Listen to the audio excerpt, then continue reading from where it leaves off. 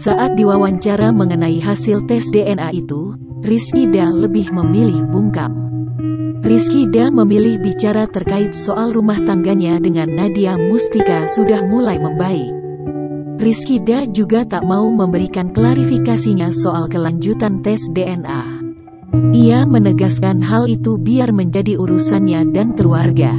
Tak hanya itu, Rizkyda kembali menegaskan saat ini dirinya tak ingin memperburuk hubungannya dengan sang istri. Udah biarin sajalah, takut memperburuk nantinya, ungkap Rizkyda.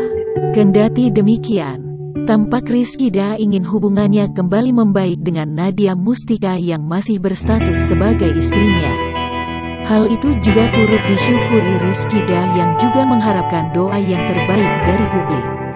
Diketahui, keduanya kini terlihat bersama mengasuh sang buah hati.